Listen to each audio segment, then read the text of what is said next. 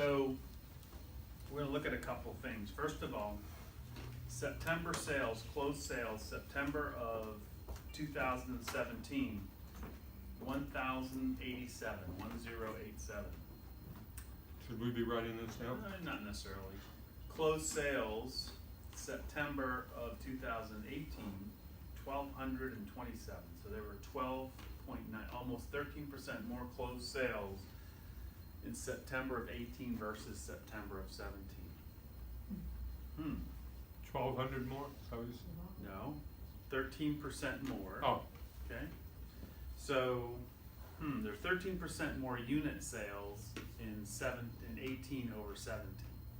So that's not a shift. There's 13% more business out there, right? right. What about the price per unit, is that? Well, let's stable? look at the volume. The volume was up 26.3%. So not only were unit sales up, but prices were up. Wow. So we're not in the shift. Yeah, shifting up.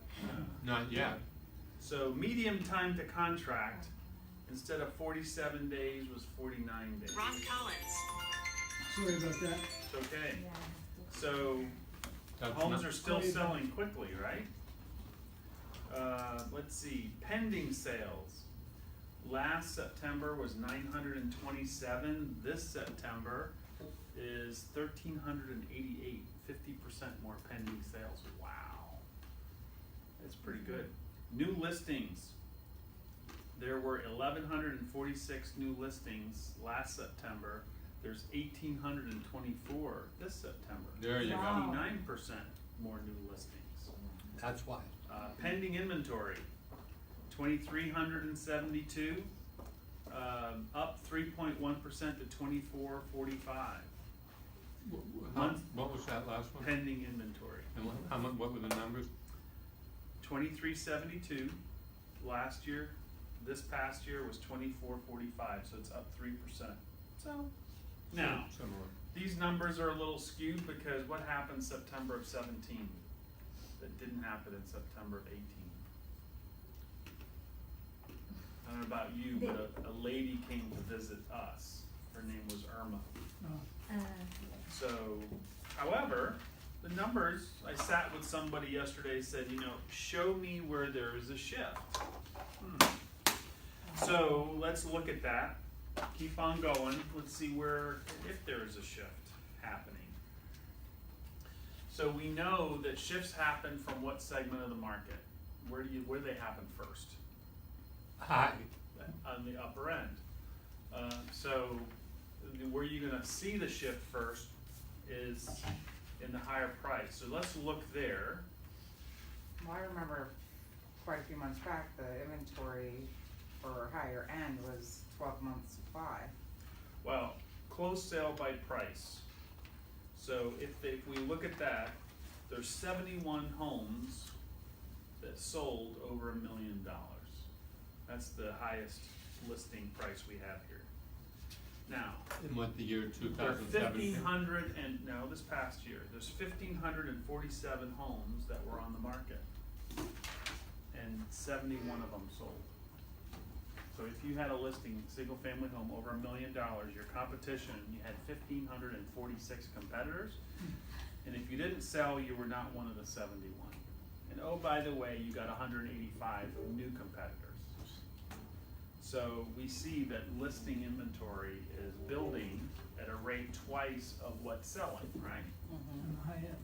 On the high end. Well, let's look at the next level down, 600 to 900. There were 1,000 of those homes listed, and 124 of them sold, Wow. and 196 new competitors to the market. So it's a building inventory. It's not a shrinking inventory, right? 400 to 600. You had 1,570 homes on the market. You had 257 of them that sold. It's not a bad Wow. number. And you had 378 new competitors to the market. So we're starting to see inventory build, and So the 370 or whatever that last figure was, new to the market, new listings, 378. that's over and above the ones that didn't sell, Correct. correct? Yeah. So you have the ones that sold, You two have a hundred and fifty. So 250 sold. Yeah, And 378 came on the market. How many extra homes are on the market? Wow. The difference between the two. So you have 150 more homes on the market So this, more that are, competition. now, are some of them gonna fall off because they didn't sell? Mm-hmm. And what's 80% the reason that they don't sell? Price. Right. Right. So, Overpriced. are we seeing, is there the first signs of a shift? Yes. So let's talk a little bit, we're gonna go through some charts first, and then we're gonna roll through. But let's talk about the seasonality. So seasonality, we see typically, now in Florida, we probably see this is a little higher, but we still see the same growth pattern, or the same cycle of seasonality of sales. 60% of our sales happen in the months May through August, September, and 40% of them are September through March. If you were to look at the Florida Realtor statistics, they would hold true, and we've done that, and we'll do that from time to time. can you say that one more time? What, when May they through- sold, May What to was the- September, October. May to September, more homes sold than September to March. So here's an easy way to remember. We have what we call the profit dial. So if you draw a circle on your piece of paper and draw a line across the middle, and we do 12, 1, 2, 3, 4, 5, 6, 7, 8, 9, 10, 11. So these are months of the year, right? Mhm. So these months of the year, 60% of your income is gonna come on the months, these months, 4 through 9. And 40% of your income will come 10 through 3. So April through September Mm-hmm. is what you're saying? And if you look at the Florida Realtor, the rhythm of the Florida Realtors statistics, 60% of the homes sell. And so here's the graphic way they show it, is, if I were to show you it on a chart, it would look like this.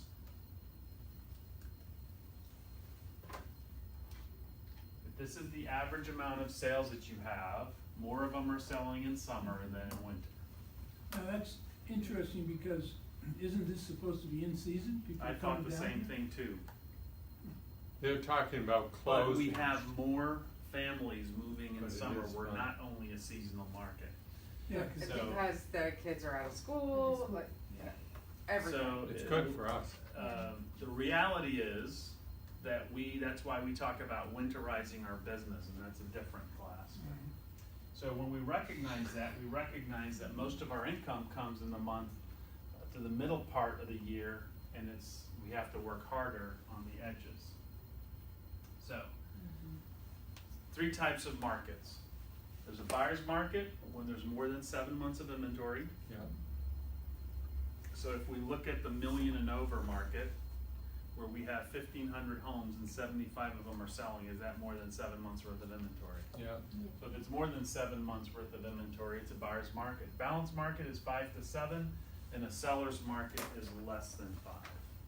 Those are the 3 markets that we have that we've talked about from time to time. And it's, balanced markets occur as things transition from one to another. Now, all of these are in the book Shift. These are all things that are coming out of the book Shift. Yeah. So with that being said, this is the pendulum. So the transitions don't last long. What happens is, let's say we're in a seller's market, which we have been, and as things start to shift, the shift has happened when it comes this way, correct? In Mhm. other words, we've Yeah. shifted, but do you feel it? Mhm. No, not really, Not because you're right still in away. a seller's market. Right. And all of a sudden, where is it moving at its fastest? Right here, and all of a sudden, you wake up one morning and it's a buyer's market, and you wonder, when did it happen? When did this thing catch me by surprise? In the stock market, in the financial world, they have a saying, you never get hit by the bus you see is coming. You never get hit by the bus you see is coming. So, if you're not looking, will you get hit by this bus? and you wonder why your business falls out from under you. Getting this and understanding this and seeing this. So how does that affect our agents? Well, this is where it's called a lag time. It's usually a year or two, but this is the income available, and then agents get in the business because there's a lot of income, but then the market starts to go down, but agents are still getting in because they haven't realized it yet. Then all of a sudden the market's here and the agent population is there, and then what do people do when they can't make money? You drop out. They drop out, so they fall down, and this is the time where you survive, because this is the fewest transactions to the most amount of agents. So it's the fewest transactions per agent is right here. And then it starts to fall, and then here's when it turns is when you thrive, because here's where you make your market. Here is where, before agents have gotten in, the units are going up, and here's where it's actually the most units per agent. Then they Our start statistics have jumping. shown that out. And so, as we look through that, how do you protect against that? And this is what we do. We don't count volume, we count units. So if you hold, let's say you're doing 10 units a year, or 20 units a year in a 100-unit market, and you're doing 20 units a year, as long as you keep 20 units a year, your actual percentage of market share goes up. So here's what Gary Keller has taught us, and it's so true. What you lose in a shift, market share you lose in a shift, you will never get back. The market share you lose in a shift, you lose forever. The market share you gain in a shift, you gain forever. The market share you gain in a shift. So how do you gain market share? You gain market share by just maintaining your units when the number of units sold is going down. And then what happens is when the units start to go back up, you hold your market share, and what happens? When you have 50% of the market share, this may be 20 here, but all of a sudden it becomes 50 here. And so that's when you hold market share. However, there's a little trick to this. This shift is a little different than other shifts. That's a very good question. So, I'm gonna go back to this slide. Number one is we see this one coming, right, you know? Well, we saw the other one coming, but this is, Oh. the other one was an economic shift. This is not an economic shift. The fundamentals are solid. There's not a lot of, the underlying market is not filled with debt, poor debt. It's all good, solid. In fact, most of our inventory that was distressed was bought by who? Investors. Investors typically pay cash. Some investors are actually Wall Street investors, and they have large sums. In fact, a couple of investment groups, each group owns about 2,000 to 3,000 properties in Palm Beach County. So what happens when they make the decision to sell? Inventory can go on the market pretty quickly. Now, are they gonna just dump it? Probably not, but when that becomes a steady stream of inventory, and you're competing against that, then that's one part of the shift. So the real shift here is that it will be the largest shift in number of available transactions per agent. It will be the largest shift for this, and there's two reasons for that. And this is the prediction that there will be a peak in membership of the National Association of Realtors and a dramatic drop in the number of pending transactions. They don't expect a drop in sales price. It's not a slowdown in home value or equity in the market. The financial future is not going to be dictated on the shift per se. It's going to be dictated on your skill. What's one of the things that we've been talking about this past 3 or 4 months that's changing our industry? Kelly. Technology, right? So what's happening is, remember the 80-20 principle? We talk about 80% of the business being done by 20% of the agents. Sure. 20% of what you do provides 80% of your income. Well, we've had people say, well, you really know it's not 80-20, it's more like 90-10, almost 95-5. 5% of the people are doing 95% of the business. You know why? Cause technology is making us more efficient. You can handle more business today because of your cell phone. You can do everything off of your cell phone. You don't even need a laptop anymore. You barely need an iPad. You can do everything is being cloud-based. We're now talking to our phones. Apple has who? Siri. Google has Alexa. Alexa. Bank of America, who do they have? I forget. Erica. Oh, yeah. Bank of America. Oh, that's Erica. right. That's pretty clever. Yeah. I need to grab my sweater. I'll be right back. Keller Williams has. Is it Cal- And then, Kelly, Remax has. Nobody. Coldwell Banker. no, Nobody. Berkshire Hathaway. Nobody. We're actually going to artificial intelligence where we can actually talk to our phones and we can do business in the future. We're gonna see a video on that in just a bit. But when the shift comes, part of the shift is going to be economic, but part of the shift, and the most significant part of the shift, is going to be technology. And technology is going to help the productive agents, the skill-based agents, do more so that they can get more. Does that make sense? So, how do we avoid that? So it's not a slowdown in home value, equity, or what consumers can expect to do. The financial future is not gonna be dictated in this shift except how you handle it. So the great news is, if you recognize what the shift is, you never get hit by that bus you see is coming. And if you're expecting the shift to be an economic shift, and it's not an economic shift, then maybe you're looking for the bus, but you're just looking in the wrong direction. So part of it, and it's always going to be in any shift, it's skill-based. If I can handle 100 transactions and there are 101 transactions out there and my skill level says I never lose, then will I ever feel the shift? No. No. So it's about, are you skilled enough to be good enough to get your share, to hold your market share and then gain some? This is the time where if you are skilled, you will make a lot of money. This is the time you will build your business and build your business well.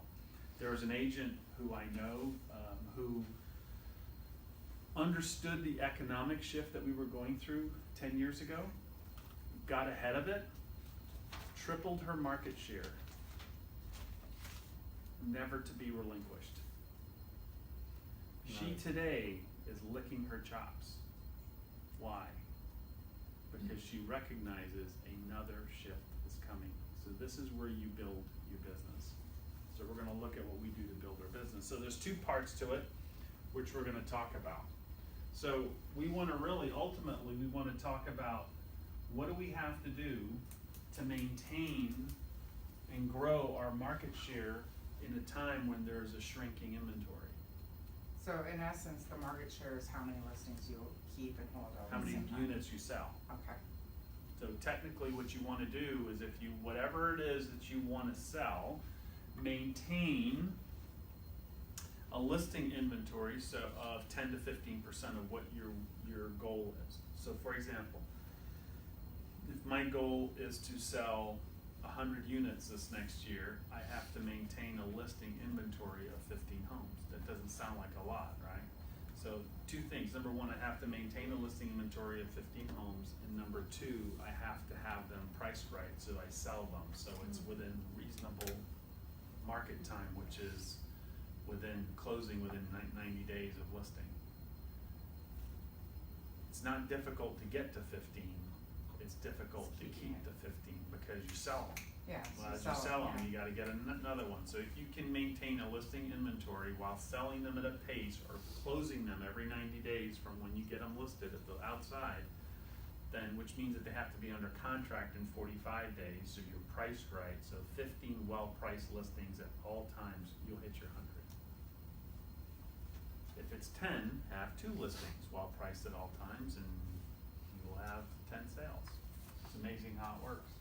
So whatever your unit count is now, what you want to start doing is maintaining that unit count.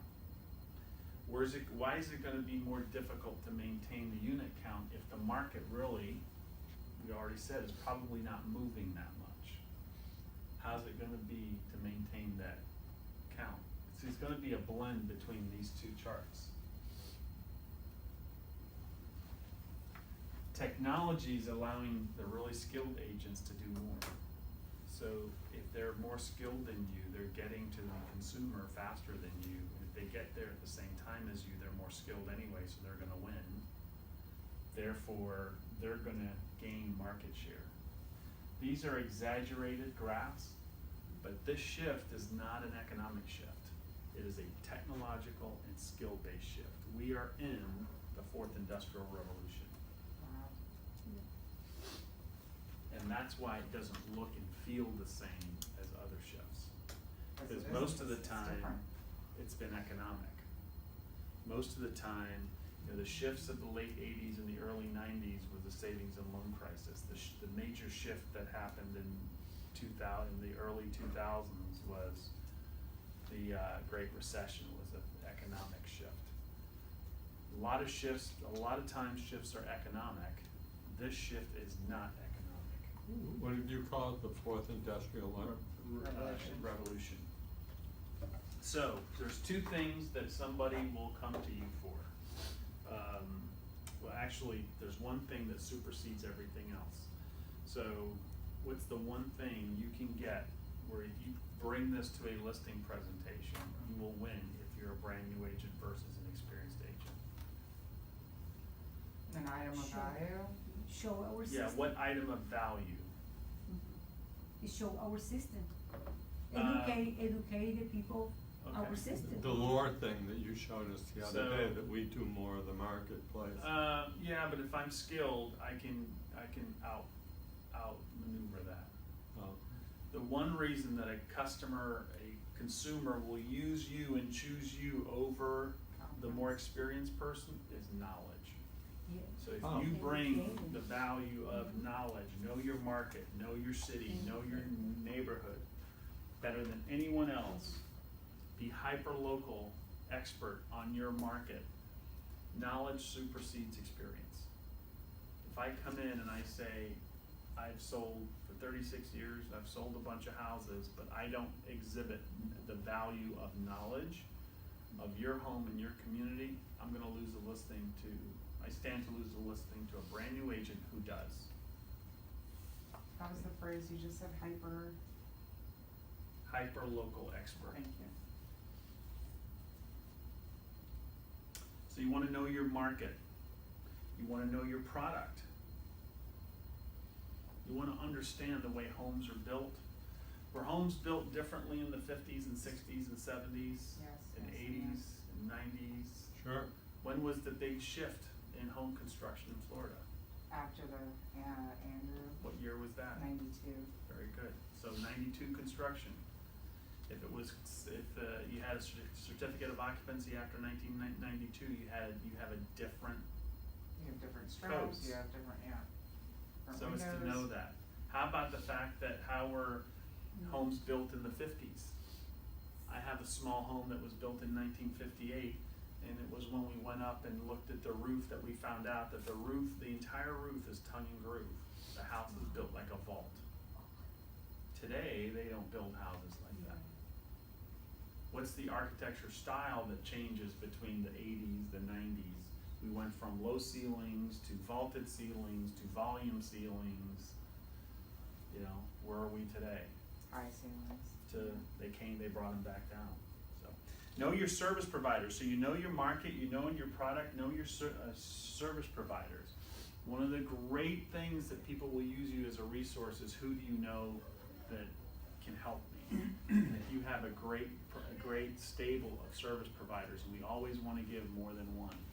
It's always great to give 3. Here are 3 roofers, pick one. Here's 3 inspectors, pick one. Here are 3 attorneys, pick one. Here are 3 plumbers. But as long as you know, and oh, by the way, are there probably 3 good plumbers out there that we can recommend? Sure. Are there always 3 good of everything that we can recommend? Yes. So it's good to have that. So the value proposition, what value proposition? If you focus on your value proposition, where you know your market, you know your product, and you know your service provider, that's the first thing you're gonna do to really find them motivated. because when you find them, you want them to recognize you, correct? Second thing is economics. Be very careful on what you're spending. You wanna lower your costs by 1, 2, 3%, see where you can find. One of the exercises we're doing as a market center is we're looking at our monthly expenses and saying, okay, with the exception of people and training, where can we find 3% out of our budget? So if your budget is 5,000 a month, 3 5s are what? 15? 15. So 3% is $150. Where can you find $150 out of your budget? That doesn't include people or training.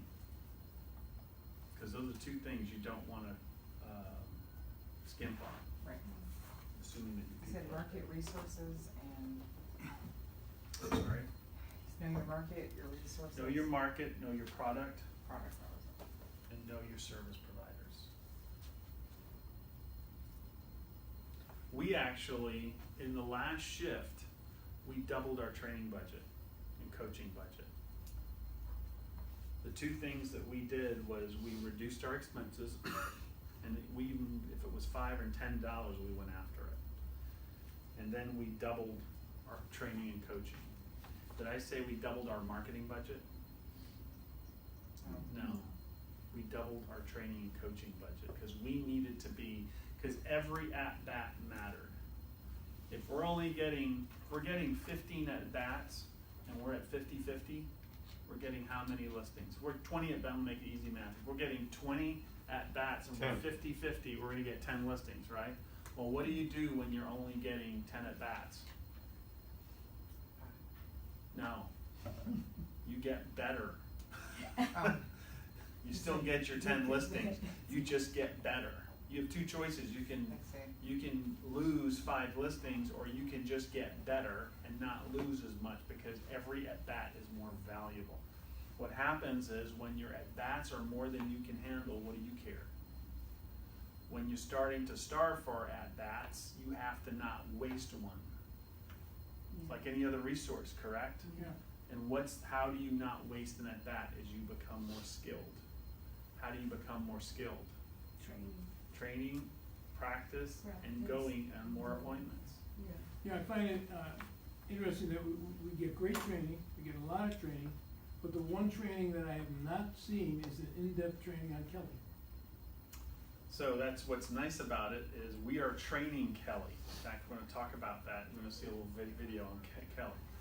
Kelly doesn't, it's just like Siri on your phone. There's no training to it. You just pick it up, push the button, and start asking it questions.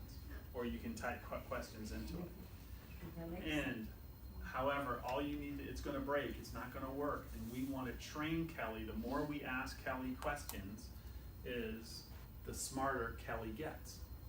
Kelly was a 2-year-old. It's probably a 3-year-old today. We need to keep on asking questions and breaking Kelly so it can get smarter. Interestingly enough, this past week I watched the football games. I'm a big football fan. I'm watching the NFL, and who has seen the NFL teaching you how to teach Siri what to say? No. It says, pick up your phone and ask Siri, give me the NFL scores.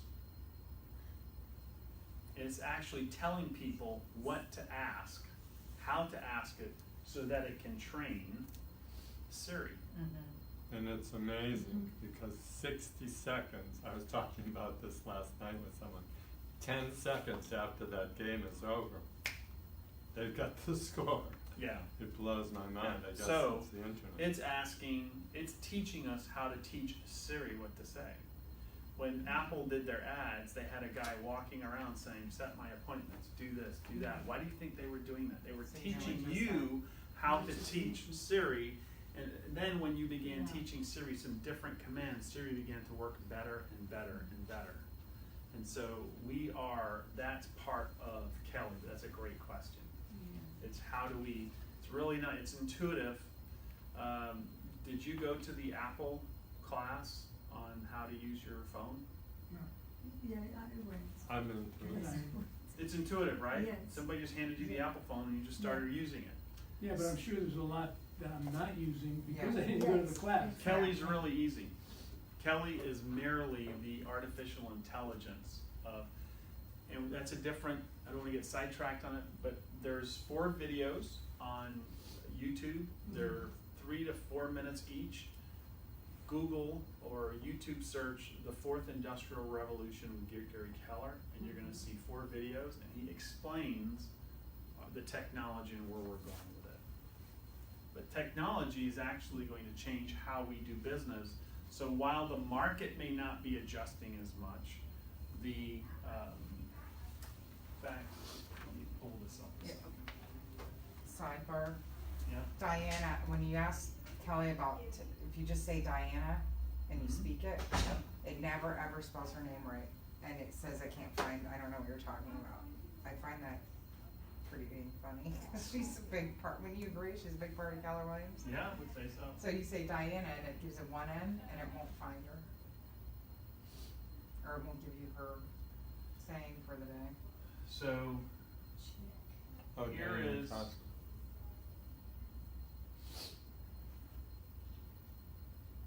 this is our last market update that we did. We went through and we looked at the industry last year.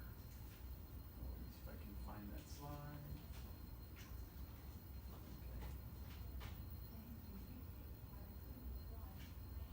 Okay. Did it come up? No, not yet. Hang on.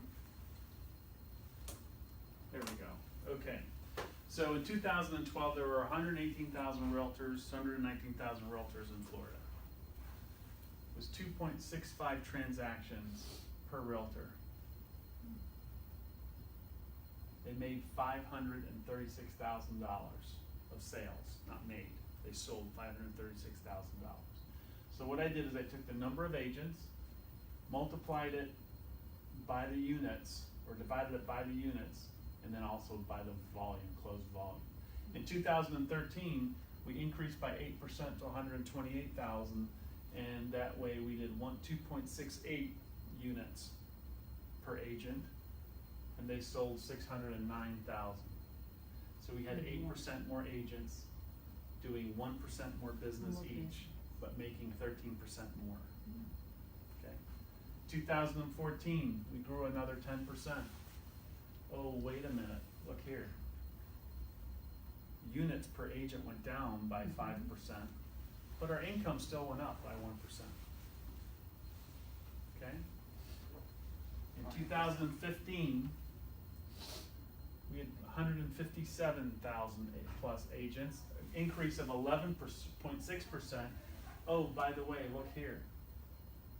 We did fewer business, but hey, no worry, we're making more money. 2016, 8.3. Look at this. Almost the We did same. 8% less business. And we started to feel maybe we got a little bit more competitive. End of 17, 6.2. We did 4.3 less. And oh, by the way, we still made more than the year before, so we thought, oh, we're doing okay. So here's the reality.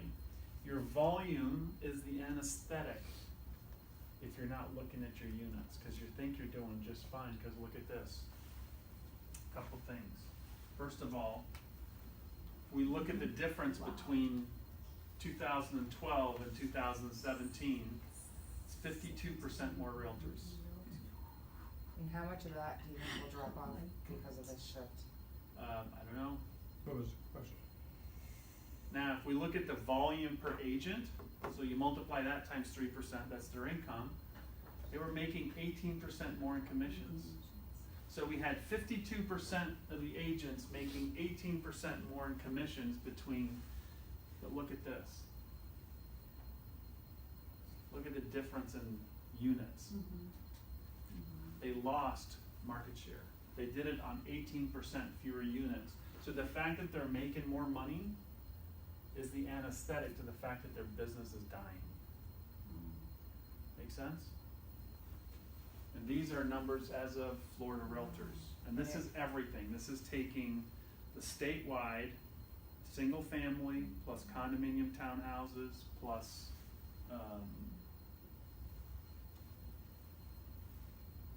plus mobile home. Wow.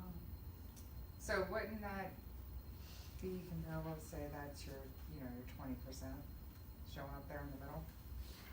No. It because- could be, but here's the reality, it's the reality that it's getting more competitive. Yeah.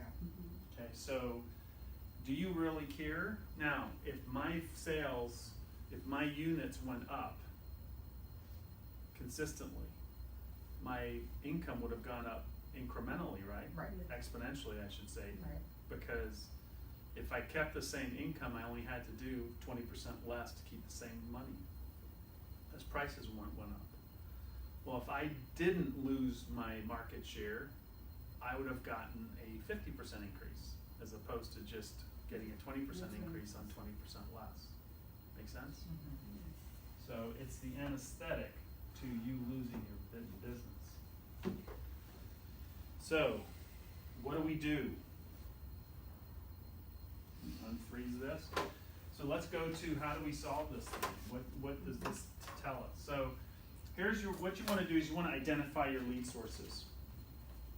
Know the market of the moment. You need to recalibrate your numbers. You need to understand that it's going to take more phone calls. It's going to take more contacts. I don't want to say the word phone call because I want to use the word contacts. It's going to take more conversations to get to a listing than it did before. So if you were using 10 to 1 or 100 to 1 or 50 to 1, whatever your metric was, I want you to look at that because it's probably going to take a little bit more than you projected. Interesting enough, Andrew, in Bold, the coach focused a lot on this, and we announced our numbers at the beginning of the class, and it was 66 sellers to 152 buyers Yeah. for contacts, which was interesting, and it held true through listings taken, and. So now you know your metric, right? Mm-hmm.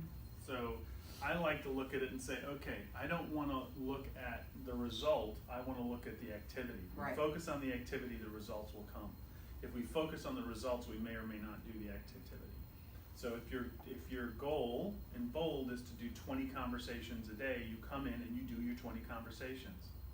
If all I have to do is focus on my 20 conversations, I'm getting paid to have 20 conversations a day. If I don't have 20 conversations a day, I have not done my job.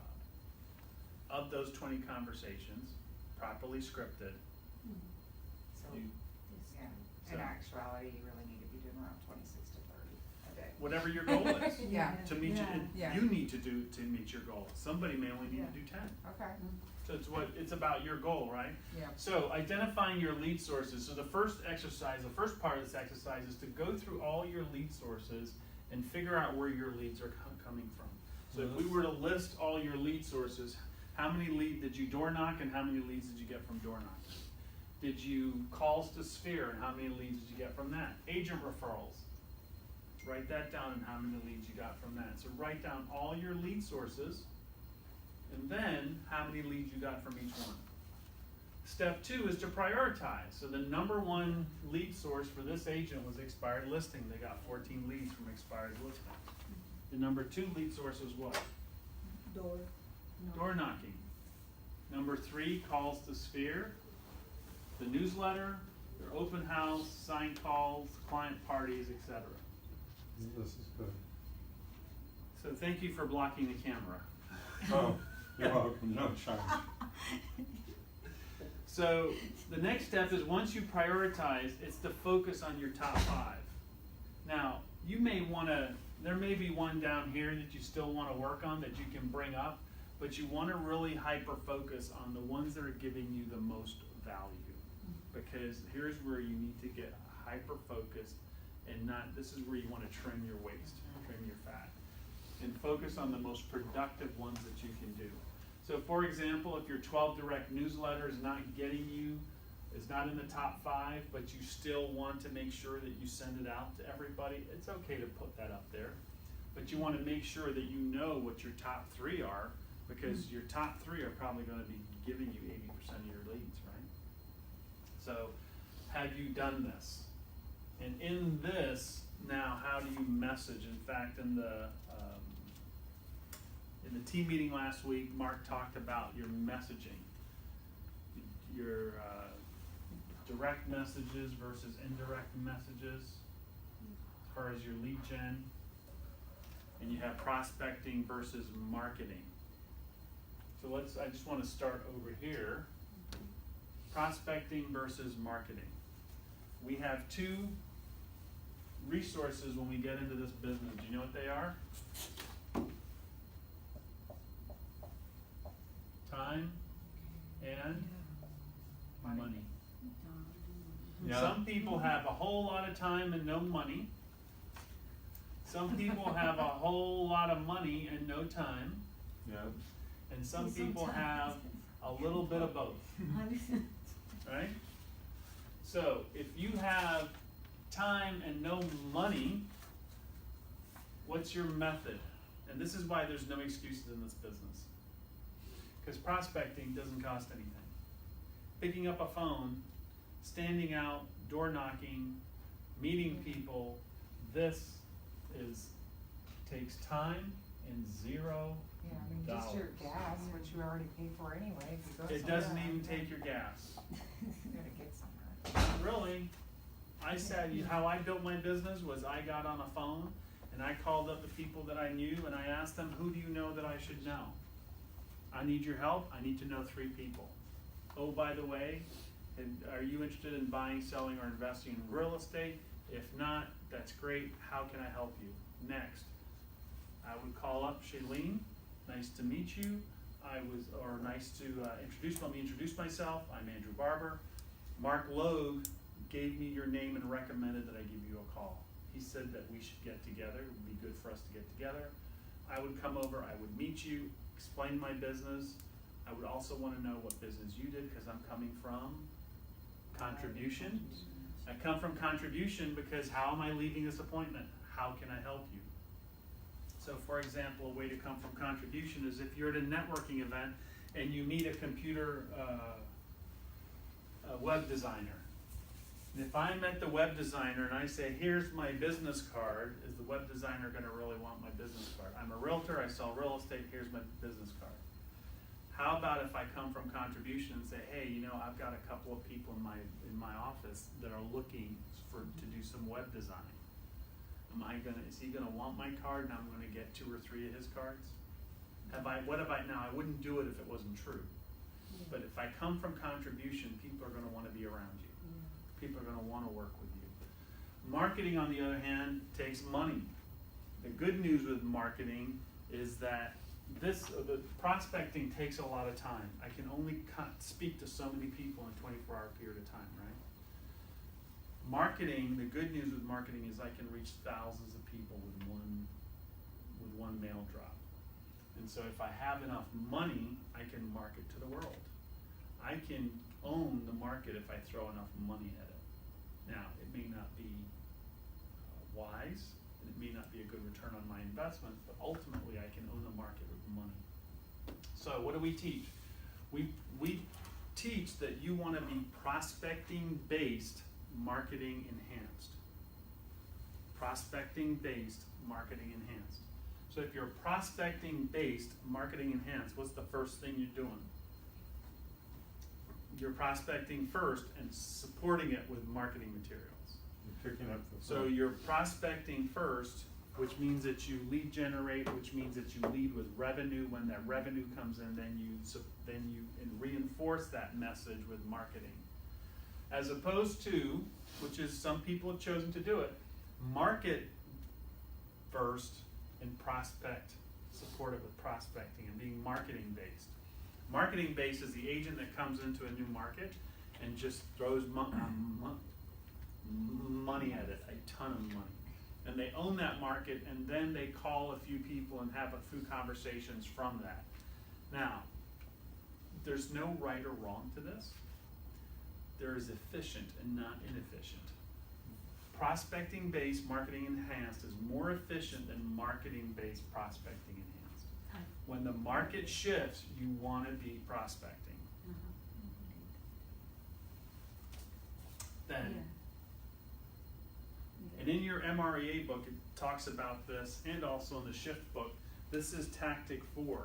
So if you wanna go to your shift book and you can see more about this in tactic 4. Where do you get that shit? We can get it here for you. Just see Amanda and she'll have a Huh. copy for you. So, then you wanna give a message. So in 2008, 2009, 2010, so I will tell you, I've been in the business since 1982, and it wasn't until I couldn't spell FHA. We never did an FHA loan, didn't need to, because the banks had these community programs that were as good or better than FHA loans. So whenever we would say the words FHA, the banks would say, don't worry about it, we have our community loans that will meet or beat FHA standards, and we have to do a certain number of them, therefore you don't need to worry about FHA. In 2008, 2009, which were the only loans we were doing, FHA, I learned how to spell FHA in 2009. So in 2009, 2010, what was the market of the moment? 2001? 2010. Terrible.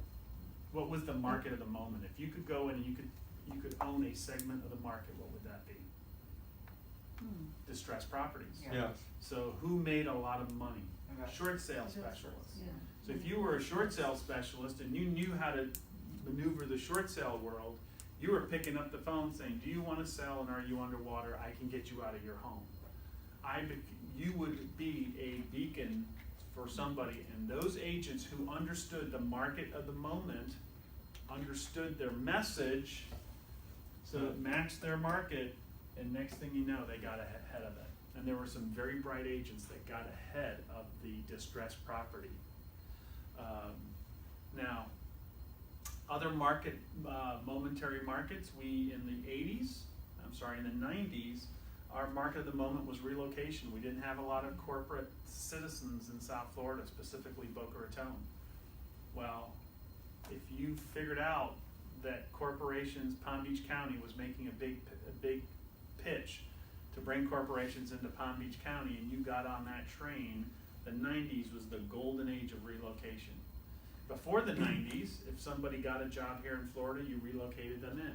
If they lost their job in Florida, what'd they do in South Florida? Relocated them out. You relocated them out. So the phone call went like this: hi Bob, I'm sorry to hear, or Fred, I'm sorry to hear you lost your job at XYZ Corporation. Listen, I'm sorry to hear, but I wanna make your transition as smooth as possible.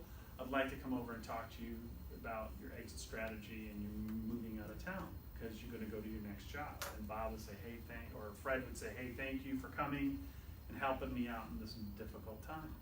Well, in the late 90s, it was 1999, I made that phone call, and Fred on the other end of the phone, oh, Stan, I'm not moving, I just went to the company across the road. Well, next thing you know, people weren't coming in and going out when they lost their jobs. They came in and they stayed, and therefore, when companies wanted to hire new people, they didn't go and bring them in from out of town, they just began hiring people within the community. We became more of a year-round community. Guess what market became a lot tighter? Relocation. So it was a time if you were in the relocation game, the 90s was the golden age. In 2008 to 2015, it was short sales. And was one of the things that prevented people from doing more short sales was when the tax law, was when Congress said, we're no longer gonna give you a free pass on your forgiveness of debt, we're gonna start charging you tax on that. And every year they do it for one more year. Well, guess what? If you short sale today and they write off $100,000, that's $100,000 worth of income you just made. Now you have to pay taxes on that. Ouch. Isn't that awesome? So that's why short sales are not as easy today, unless Congress enacts another year where they do it. And That's been around for a while, Yeah. is that what you just said? That forgiveness tax and, every year, so for example, it expires at the end of every year, and every year they extend it for one more year. Well, every year Oh. they've been taking longer to make the decision to extend it. So initially it was, no worries, we'll extend it January 1. Then the next year was they're extending it, but then they didn't extend it, they didn't make the decision until April. The next year they didn't make the decision until June. My guess is they're not gonna make the decision. There's gonna come a year where they quit extending it, so. And right now, it's not an economic issue, right? Our economics foundationally are solid. There's no big bubble out there. The big bubble in Florida, in South Florida, is the affordability of homes. In other words, our income is not rising as fast as the home prices are. Yeah. But people are coming in from out of town, from out of country, from out of state, and buying those homes, so there's still a market for it. However, more agents can do more with less, therefore the higher skilled agents are going to be doing more, and agents, poorer, less skilled agents are going to be doing less. Therefore, the National Association of Realtors is predicting that they're gonna be, this is the peak of how many realtors we're gonna see. So if fewer realtors do more business, what's the one membership that's gonna go down? Realtor membership. Now, we're not seeing that yet, but it's coming. It's gonna be there, cause the technology hasn't been fully. So, as you're learning and honing in on your skills, how, Almost. with the average, with the average or lower based average housing, the market's just not there. You're not getting homes in that one price range, which is ideal for a lot of working families. So how do you skill yourself to be able to get houses? Okay, so in there's that a zone? market for every segment. Right, So it's understanding your market, understanding your demographic and your segment, and there's a market for that. So it's just understanding that. That's where who your target audience is and market conditions come in. And you can make direct offers and indirect offers. A direct offer is a harder close. List with me if you want to buy or sell. Indirect offers are things such as I can give you a CMA on your house. Oh, by the way, if you ever want to buy or sell, call me. So it's getting the relationship here, and here's basically asking for the business. Either way, you want to have an offer attached to it. Offers are otherwise known as call to actions. On top of being transaction knowledge and service business, our industry is a script and dialogue based business. Our industry is a script and dialogue based business. That is your skill that will carry you through tough times. You can choose not to participate in this next shift. You can choose not to participate in this next shift. As a market center, we are not participating in the shift that's occurring out there because our numbers, we are outpacing the market 4, 5, 6 times. We are choosing not to participate in the shift, and you can choose to participate or not participate in the shift. So how would you choose not to participate in the shift? Don't we wanna participate in it? No, if you participate in the shift, it means you're gonna be affected by it. right. You want. If you're not participating in Oh, the I shift, You're gonna see. lead generate, to you're work. gonna prospect, You you're have so gonna. let me give you the hint. You're gonna keep your number Our of units. industry is a script and dialogue skill-based business. If our industry is a script and dialogue skill-based business, what's the number one skill to have? Scripts and dialogue. And if Right. we're good at scripts and dialogues, what is one of the ways that we're going to choose not to participate in the shift? It's to be highly skilled. Mhm.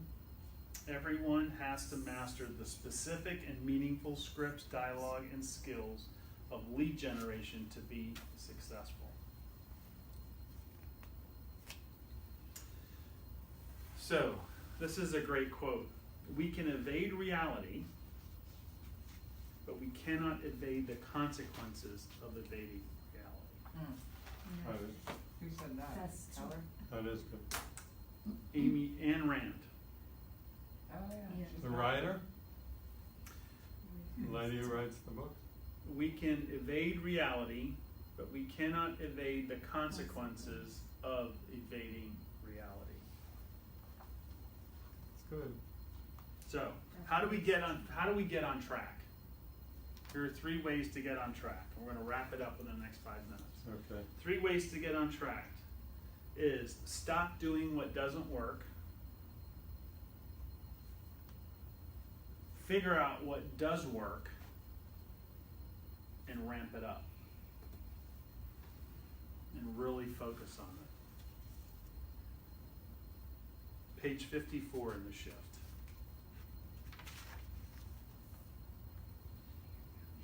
Huh?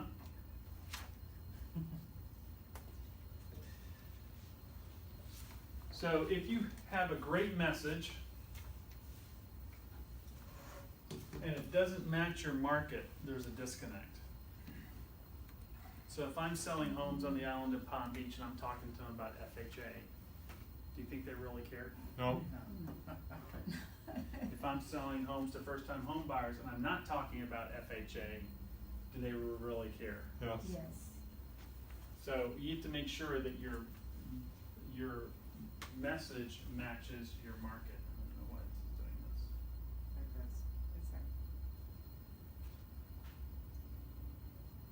Let's see. Okay. Yeah. So here's where you find out what works, Yeah.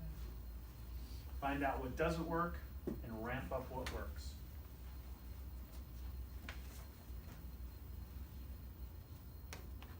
And that's the basis anyways, with or without a shift, you better be doing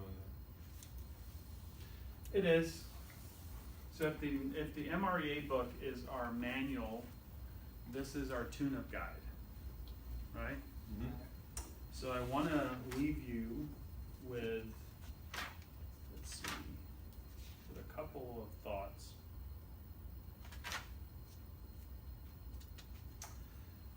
So time on task over time will serve you well. So there's a great book, Talent's Overrated.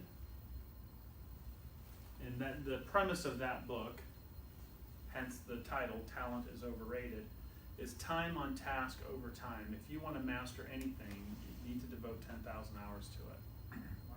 One of the examples they give is 3 classes of violin students.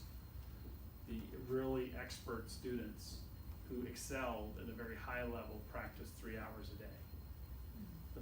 The students that were just good practiced an hour to an hour and a half a day, and the students that could play but were just average practiced a half an hour a day. Time on task over time, you will get better at it. Do you know who wrote that? No, not off the top of my head. Look at my list. So, be good to do a book of the month club. Yeah. So the trip, here's an insight.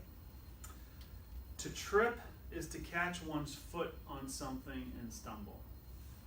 To trip is to catch one's foot on something and stumble. Mhm. Right? To trip over the truth is to catch one's brain on something and struggle. To trip over the truth is to catch one's brain on something and struggle. And you can't appreciate the solution until you appreciate the problem. Right? So with that, how do we gain that insight? Well, high standards plus assurance. High standards and assurance plus direction and support will give you enhanced self-insight. So as we trip over the truth, as we let our brain trip over the truth, we may have a struggle. It's going to be a more intense time. However, that intensity, when we mix it with you keeping high standards, when you keep high standards, with the assurance that we have and we can give you, with the direction and the support that you're going to get, you are going to thrive in that shift, and you're going to gain a higher degree of self-insight. Find them motivated, they're out there. And in finding them motivated, it's more critical because they're skilled agents who are out there finding them. And with the tools that we have, we're going to be able to find more of them and find them faster. And with that, I want to go to, Kelly. oops, there we go.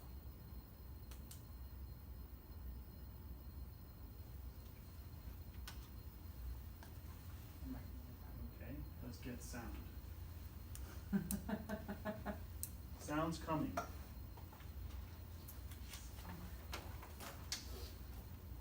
see if this works.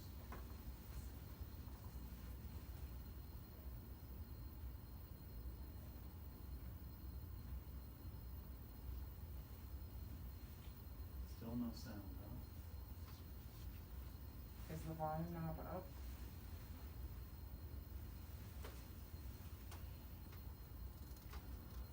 Yep. It shouldn't require this.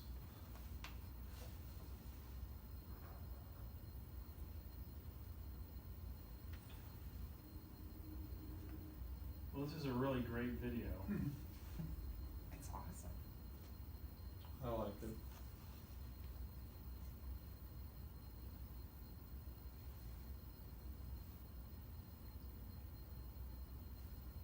Yeah, volume's up.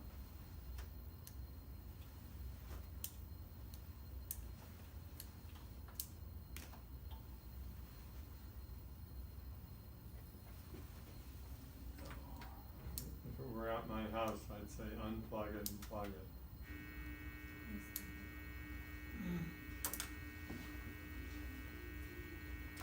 Seventy-4%.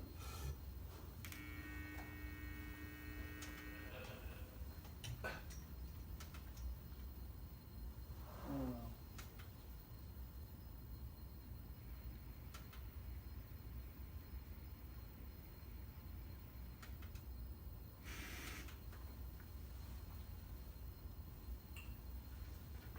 Well, it had worked before, so it's a good video.